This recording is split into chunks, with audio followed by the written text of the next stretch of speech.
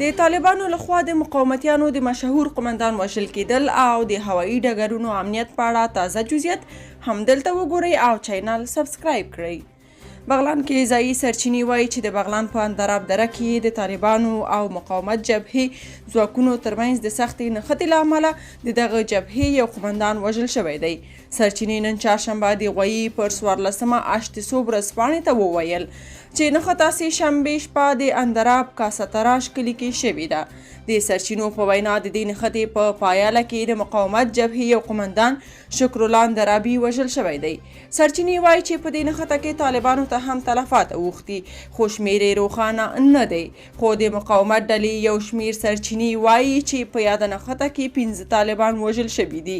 بغلان کې د طالبانو ځایي مسؤلانو تر اوسه په دې اړه څه نه دي ویلي. دا په داسې حال کې ده چې وړمه ورځ د آزادګانو جبهې د کابل پروان په لویه لاره 2 طالبان وژلي وو. بلخوا اسلامي امارت وایي د هوایي ډګرونو امنیت په خپله ساتو. اسلامي امارت وایي چې افغان ځواکونه د هوایي ډګرونو د امنیت په برخه کې چاته اړتیا نه لري او په خپله یې امنیت ساتي. د اسلامي امارت مرستیال ویان بلال کریمي ویلي چې د هیواد د ټولو هوایي ډګرونو امنیت په خپله ساتي او په دې برخه کې تر اوسه له هیڅ هیواد سره خبرې نه دي شوي. د نوموړي په خبره له نورو هیوادونو سره یوازې پر تخنیکي مرستو خبرې کړي دي او افغان ځواکونه دا توان لري چې د هیواد د ټولو هوایي ډګرونو امنیت په خپله وساتي.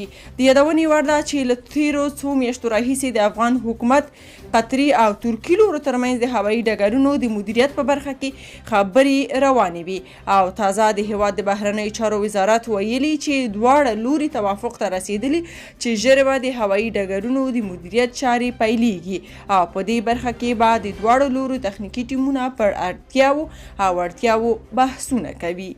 که په دې اړه څه نظر لرئ په کومنټ کې شریک او چینل سبسکرایب کړئ.